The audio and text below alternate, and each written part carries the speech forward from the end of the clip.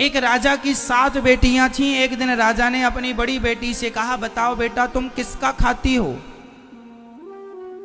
तो बेटी ने कहा, पिताजी हम आपका दिया खाती हैं। दूसरी बेटी से कहा, तुम किसका खाती हो? पिताजी आपका दिया खाती हैं। प्रजा से पूछा, तुम किसका खाती हो? बोले आपका दिया खाते हैं। सबसे पूछा, तुम किसका दिया खाते हो? बोले आपका दिया। राजा आप ही हमारे पालनहार हो, आपका दिया हम सब खाते हैं। सबसे छोटी बेटी से कहा, बेटी तुम बताओ तुम किसका खाती हो? तब उस बेटी ने कह दिया, पिताजी हम भगवान का दिया खाते हैं, हम आपका दिया नहीं खाते। राजा को बड़ा बुरा लगा, उसे लगा हमारी इंसल्ट कर दी इसने, हमारा दिया खाती है और नाम ले रही है भगवान का। राजा ने कहा, कोई भगवान नहीं होता, अरे मैं तुम्हें खाने ना दूं तो तुम मर जाओगी। बेटी ने कहा, पिताजी तो आप करके देख लो।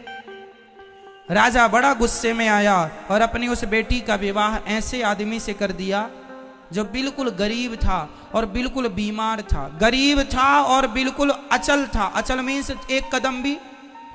एक लकड़हारा था, जंगल में लकड़ी काटने गया, अचानक उसकी तबीयत बिगड़ गई और वहीं पर वो पड़ा रहा, वहीं मलमूत्र में घिसटता रहा।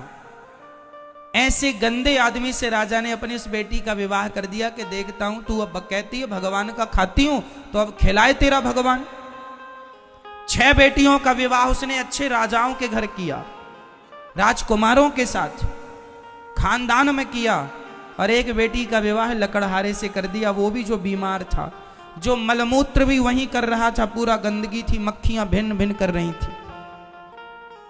उस लड़की को लगा कोई बात नहीं, विधाता की ऐसी ही मर्जी है।